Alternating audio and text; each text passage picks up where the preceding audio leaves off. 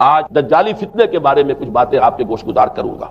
پہلی بات یہ نوٹ کیجئے کہ یہ روایات صحیح مسلم میں بھی ہیں، جامع ترمذی میں بھی ہیں، سنن ابی داؤد میں بھی ہیں، سنن ابن ماجہ میں بھی ہیں، سنن نسائی میں بھی ہیں، مسند احمد ابن حنبل میں بھی ہیں۔ یعنی یوں سمجھیے کہ صرف بخاری کو چھوڑ کر باقی صحاح ستہ کی تمام کتابوں میں اور بڑے جلیل القدر صحابہ سے یہ روایات ہیں۔ حضرت عبداللہ ابن عباس رضی اللہ تعالی عنہما حبر الامہ، حضرت عبداللہ ابن عمر رضی اللہ تعالی عنہما، حضرت ابو سعید خدری رضی اللہ تعالی عنہ، اور حضرت ابو الدرداء رضی اللہ تعالی عنہ۔ ان صحابہ سے ان کتب حدیث میں جو روایات مروی ہیں وہ یہ ہے کہ جو شخص دجالی فتنے سے محفوظ رہنا چاہے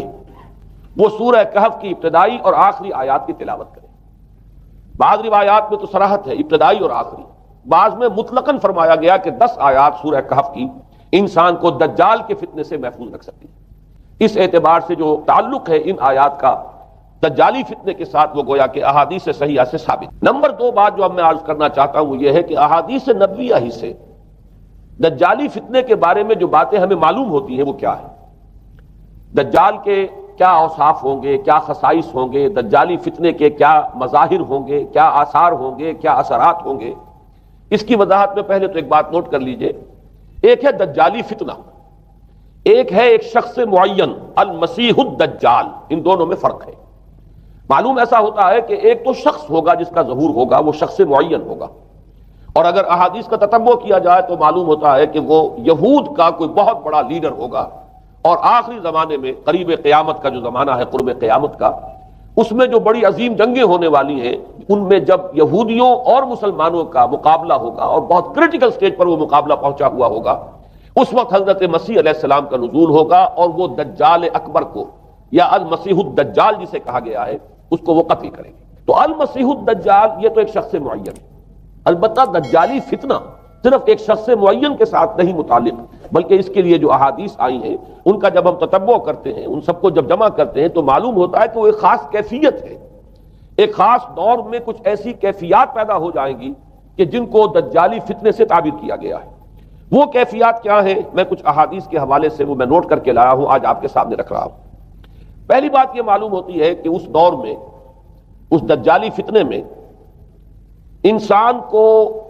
جو قواعد طبعیہ ہیں، جو قدرت کی طاقتیں ہیں، کائناتی قوتیں ہیں، ان پر غیر معمولی غلبہ، اقتدار، اختیار حاصل ہو جائے گا، اور وہ دجال متصرف ہوگا ان تمام قواعد طبعیہ پر، بالکل ایسے انداز میں جیسے کبھی انبیاء کرام علیہ السلام کو اللہ تعالیٰ معجزے عطا فرماتا ہے۔ وہ معجزے کہ جو اللہ تعالیٰ کے فضل و کرم سے اللہ کے رسولوں کو عطا ہوئے ہیں، گویا کہ وہ سب کی سب کیفیات ہیں کہ جو دجال کے بارے میں قرآن مجید یا احادیث نبویہ میں وارد ہوئی۔ مثلاً پہلی بات یہ بتائی گئی کہ اس کے لیے فاصلہ بے معنی ہو کر رہ جائے گا، انتہائی تیز رفتاری ہوگی جو اسے حاصل ہوگی۔ چنانچہ الفاظ یہ ہے کل غیث سے استدبرت الریح، وہ ایک ایسے طوفان کے مانند جو ہے وہ سیلاب آئے گا کہ جیسے کوئی بہت زوردار آندھی جو ہے اس کے ساتھ طوفان آیا کرتا ہے۔ آپ سائیکلون کا تصور کیجئے کہ جس طریقے سے وہ ایک انتہائی تیز رفتار ہوا جو ہے وہ طوفان کو لے کر آتی ہے، اس طور سے وہ فتنہ پھیلے گا۔ ایک اور حدیث میں الفاظ ہیں فَلَا تَدَعُ قَرْيَةً إِلَّا حَبِطَتْهَا فِي 40 لَيْلَةً، یہ مسلم شریف کی روایت ہے حضرت نواس بن سمعان رضی اللہ تعالی عنہ سے۔ کوئی قریہ تک نہیں چھوڑے گا دنیا کی کوئی آبادی چھوٹی سے چھوٹی جس میں وہ نہیں پہنچ جائے گا 40 دن کے اندر اندر۔ یہ اس کی تیز رفتاری کا عالم ہوگا، گویا کہ میں تعبیر کر رہا ہوں اسے ان الفاظ سے کہ فاصلہ بے معنی ہو کر رہ جائے گا۔ اسی کے ضمن میں بعض اور روایات آئی ہیں، سواری جو ہے اس دجال کی اس کو گدھے سے تعبیر کیا گیا ہے، اس لیے کہ ظاہر بات ہے اس دور میں اور کسی شے کا اگر تذکرہ کیا جاتا ہوائی جہاز کا یا راکٹس کا تو وہ تو لوگوں کی سمجھ میں نہ آتا، اور پہلے انہیں ساری سائنس پڑھانی پڑتی تب وہ الفاظ استعمال کرتے، لہذا وہ اس کا خچر، اس کا جس پر سواری ہوتی ہے، لیکن اس کی تیز رفتاری کے لیے الفاظ آئے ہیں کہ اس کا ایک قدم اگر مکے میں ہوگا تو دوسرا قدم شام میں جا کر پڑے گا، اور الفاظ یہ آئے ہیں کہ اس کے دونوں کانوں کے درمیان فاصلہ جو ہے وہ 40 باع کا یعنی 80 ہاتھ کا ہوگا۔ بلکہ حضرت علی رضی اللہ تعالیٰ عنہ کے خطبے میں جو اس کا بیان ہوا ہے کہ اس کا ایک کان جو ہے وہ 30 ہاتھ لمبا کان ہوگا اس کا۔ ابھی ذرا یہ صرف احادیث آپ سنتے جائیے، پھر اس کے بارے میں ان سب کو جوڑ کر جو ہمیں نتیجہ نکالنا ہے اس پر گفتگو بعد میں ہوگی۔ اسی طرح آواز کا معاملہ کہ اس کی آواز 4 دانگ عالم میں بیک وقت سنی جائے گی، الفاظ یہ ہے ینادی بصوت لہو یسمع لہو ما بین الخافقین، وہ ایک ایسی آواز کے ساتھ پکارے گا کہ جسے مشرق و مغرب کے مابین رہنے والا ہر شخص سنے گا. اس کی آواز جو ہے گویا کہ وہ تمام فاصلوں کے جو پردے ہیں اس کے لیے وہ حائل نہیں رہیں گے، بلکہ یہ کہ اس کی آواز جو ہے پوری دنیا میں مشرق و مغرب میں بیک وقت سنائی دے گی. تیسری بات معلوم ہوتی ہے کہ علاج معالجہ وہ اس انتہا کو اور عمل جراحی اس انتہا کو پہنچ جائے گا. یہاں وہ الفاظ آئے ہیں جو قرآن مجید میں حضرت مسیح کے معجزات کے لیے آئے. حضرت مسیح کے الفاظ میں ابرئ الاکمہ والابرص، کہ میں مادر ذات اندھے کو اور جو کوڑھ کا مرض تو ان دونوں کو میں ٹھیک کر دیتا ہوں. حضرت مسیح علیہ السلام صرف ہاتھ پھیرتے تھے اور مادر ذات جو نابینا ہے، اندھا، بینائی اس کی آ جاتی تھی، اور کوڑھی جو ہے اس کے جسم پر ہاتھ پھیرتے تھے، اس کا کوڑھ درست ہو جاتا تھا. ابرئ الاکمہ والابرص، وہی الفاظ آئے حدیث میں کہ دجال کو یہ قدرت حاصل ہو جائے گی. نمبر دو یہ کہ وہ یحیی الموتیٰ، جیسے کہ حضرت مسیح کے الفاظ ہیں وہ احیی الموتیٰ، میں زندہ کرتا ہوں مردے کو. حضرت مسیح فرماتے تھے ایک مردے کو قم باذن اللہ، اور وہ کھڑا ہو جاتا تھا. بالکل اسی طریقے سے دجال کو بھی قدرت حاصل ہو جائے گی کہ وہ مردوں کو زندہ کرے گا. مزید وضاحت ایک حدیث میں یہ ہے کہ وہ ایک شخص کو آری کے ساتھ بیچ میں سے چیرے گا، دو ٹکڑے کر دے گا، پھر سینے گا اور زندہ کر دے گا. معلوم یہ ہوا کہ علاج معالجے کا علم اور دوسرے یہ کہ جراحی کا علم جو ہے وہ اپنی ان بلندیوں کو پہنچے گا کہ اس حد تک انسان کی رسائی ہو جائے گی. چوتھی بات، اس کو زمین اور فضا پر اس قدر غلبہ حاصل ہو جائے گا. الفاظ یہ حدیث کے یامر السماء فتمطر، وہ آسمان کو حکم دے گا بارش برسا اور وہ بارش برسائے گا. والارض فتنبت، اور زمین کو حکم دے گا کہ فصلیں اگا اور وہ اگائے گی. ویمر بالخربۃ فیقول لها اخرجی کنوزک، اور وہ کسی ویرانے پر سے گزرے گا اور اسے حکم دے گا، ویران چٹیل میدان، اور حکم دے گا کہ اپنے خزانے نکال.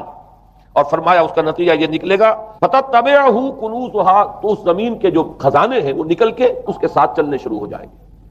زمین پر قدرت، فضا پر قدرت. بارش کا حکم ہوگا وہ بارش ہو جائے گی، آسمان بارش برسائے گا، زمین اپنے خزانے اگل دے گی. پانچویں بات، وَيُبْعَثُ مَعَهُ الشَّيَاطِينُ عَلَى صُورَةِ مَن مَاتَ، اس کے ساتھ کچھ ایسے شیاطین مبعوث ہوں گے کہ جو ان صورتوں کو اختیار کریں گے ان لوگوں کی جو مر چکے، من الآباء والامہات والمعارف، جو آباء و اجداد اور مائیں اور دادیاں اور جو بھی جان پہچان والے لوگ ہیں جو فوت ہو چکے ہوں گے،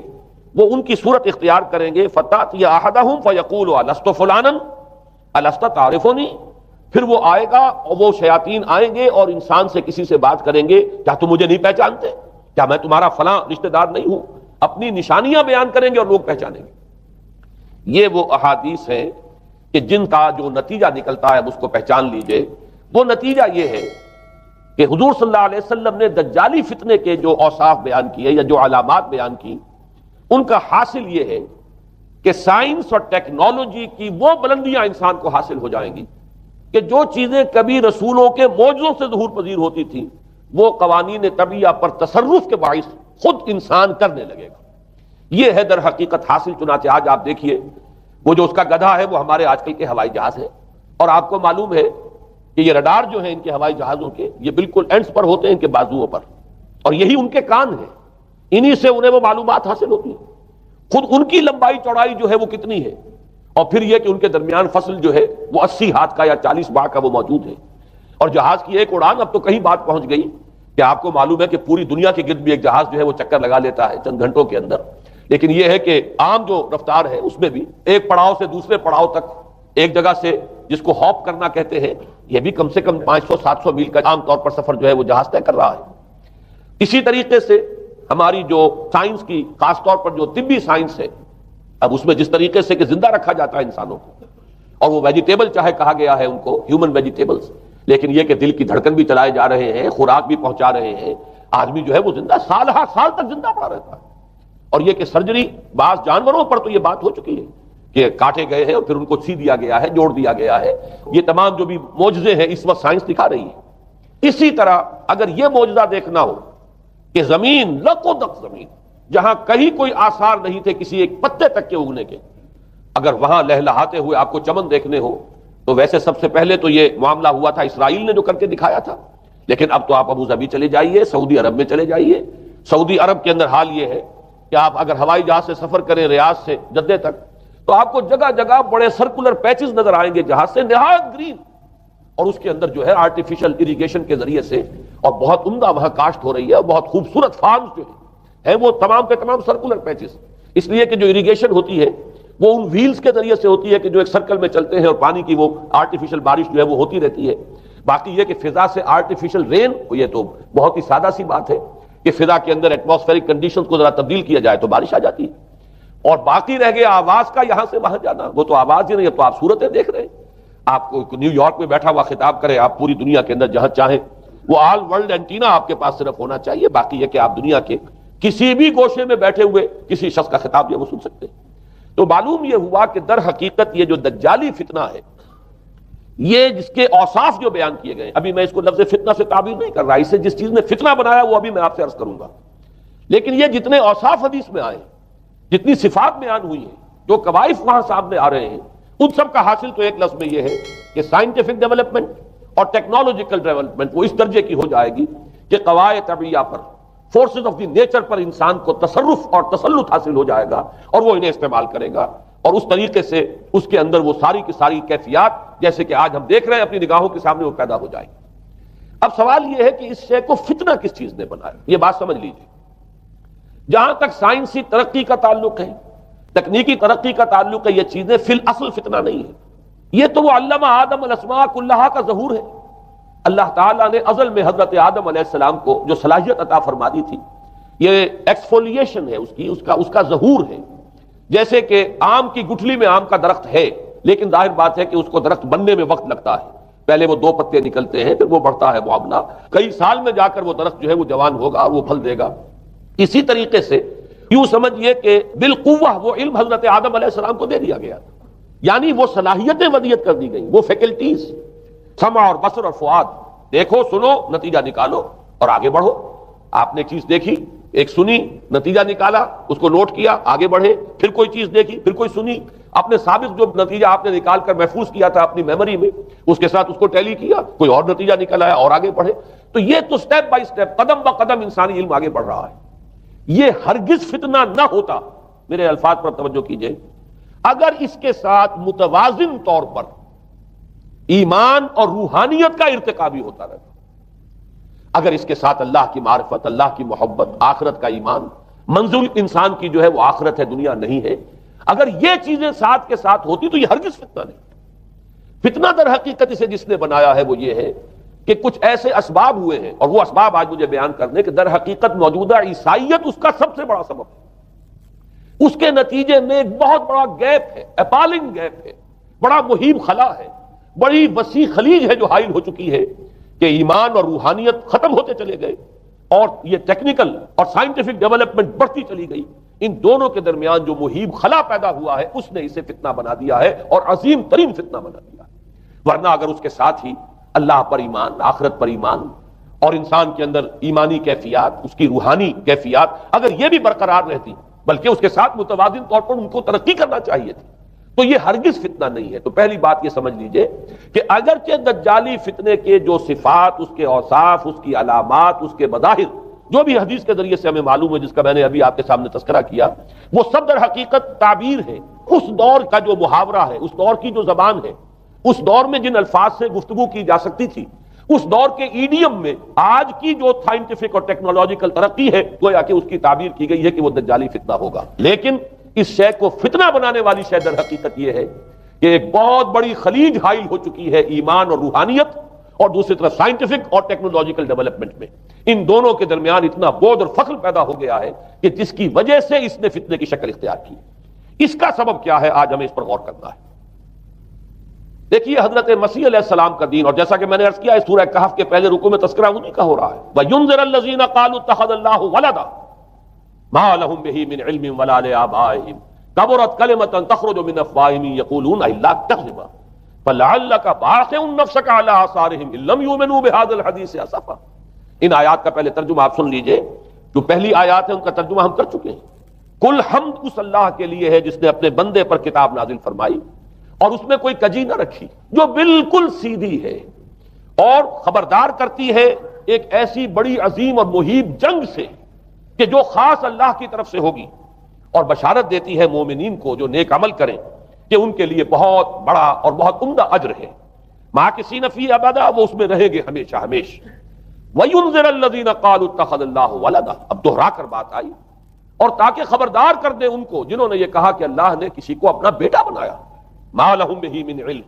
نہیں ہے ان کے پاس اس کے بارے میں کوئی علم، وَلَا لِآبَائِهِمْ، نہ ان کے آباء و اجداد کے پاس کوئی علم تھا، کوئی عقلی دلیل نہیں، کوئی اللہ کی اتاری ہوئی کسی کتاب میں، اللہ کے اتارے ہوئے کسی صحیفے میں اس کے لیے سند نہیں۔ وَلَا لِآبَائِهِمْ كَبُرَتْ كَلِمَةً تَخْرُجُ مِنْ أَفْوَاهِهِمْ، بہت بڑی بات ہے کہ جو نکل رہی ہے ان کے منہوں سے، إِن يَقُولُونَ إِلَّا كَذِبًا، نہیں بول رہے یہ، نہیں کہہ رہے یہ مگر جھوٹ۔ فَلَعَلَّكَ بَاخِعٌ نَفْسَكَ عَلَىٰ آثَارِهِمْ، تو اے نبی صلی اللہ علیہ وسلم شاید کہ آپ اپنے آپ کو ہلاک کر لیں گے ان کے آثار پر۔ یہ آثار کے لفظ کو میں ابھی جو کتو رکھ رہا ہوں، بعد میں اس کی وضاحت کروں گا۔ ان لم یؤمنوا بهذا الحدیث اسفا، اگر یہ لوگ ایمان نہ لائے اس حدیث پر، یہ حدیث قرآن، اس پر اگر یہ ایمان نہ لائے، جیسے کہ وہاں فرمایا گیا تھا اگر رحمت خدابندی میں داخل ہونا ہے اے بنی اسرائیل تو یہ شاہدرہ ہے رحمت خدابندی کا قرآن حکیم، آؤ اور داخل ہو جاؤ۔ یہاں پر ان عیسائیوں کو متنبہ کیا جا رہا ہے اگر وہ اس حدیث پر، یہ حدیث اللہ، اللہ کی کتاب، احسن الحدیث کتاب متشابہہ فبأی حدیث بعدہ یؤمنون، اگر اس اللہ کی حدیث پر، اللہ کی کتاب پر یہ ایمان نہ لائے تو جو ان کے آثار ہوں گے، جو نتائج نکلیں گے ان پر اے نبی شاید کہ آپ اپنے آپ کو صدمے اور رنج اور غم سے ہلاک کر لیں۔ یہ ہے در حقیقت وہ آیات کے جن میں تذکرہ ہو رہا ہے عیسائیت کا، لیکن عیسائیت سے مراد کیا ہے اسے سمجھیے۔ حضرت مسیح علیہ السلام کا دین تو بعین ہی وہی دین تھا جو دین آدم سے لے کر محمد تک صلی اللہ علیہ وسلم وعلیہم الصلاۃ والسلام جتنے انبیاء آئے ہیں ان کے دین میں کوئی فرق نہیں تھا، دین توحید وہی ایمان، البتہ شرائع کے اندر، شریعتوں میں کچھ تفصیلی احکام میں فرق ہوا ہے، شریعت موسوی اور شریعت محمدی میں علی صاحب الصلاۃ والسلام تھوڑا تھوڑا فرق ہے، دین ایک ہی ہے۔ شرع لکم من الدین ما وصى به نوحا والذی اوحینا الیک وما وصینا به ابراہیم وموسیٰ وعیسیٰ، دین میں تو ہم نے وہی شے تمہارے لیے بھی معین کی ہے مسلمانوں، کہ جس کی کہ ہم نے نوح کو وصیت کی تھی اور جس کی کہ ابراہیم کو اور موسیٰ کو اور عیسیٰ کو وصیت کی، دین ایک ہے۔ ان الدین عند اللہ الاسلام، تو دین مسیحی بھی وہی تھا بعین ہی جو دین محمدی ہے اور دین موسوی ہے صلی اللہ علیہ وسلم علیہ الصلوۃ والسلام۔ البتہ حادثہ جو نہایت عظیم پیش آیا ہے اور وہ یہ ہے کہ پال، ساؤل اس کا نام تھا پہلے، جس نے کہ اپنی زندگی میں حضرت مسیح علیہ السلام جب تک موجود تھے دنیا میں شدید انہیں تکلیفیں پہنچائیں، شدید ایذائیں پہنچائیں، ان کی مخالفت پر کمر بستہ رہا، لیکن اس کے بعد جب انہیں اٹھا لیا گیا، یا عیسائیوں کے عقیدے کے مطابق وہ سولی دے دیے گئے، اور اس کے بعد ان کا عقیدہ بھی یہ ہے کہ سولی پانے کے بعد پھر وہ زندہ ہو کر آسمان پر چلے گئے، جبکہ ہم یہ سمجھتے ہیں اور ہمارا ایمان ہے کہ انہیں سولی دی نہیں گئی بلکہ انہیں تو پہلے ہی اٹھا لیا گیا تھا، ان کی جگہ کوئی اور ہے۔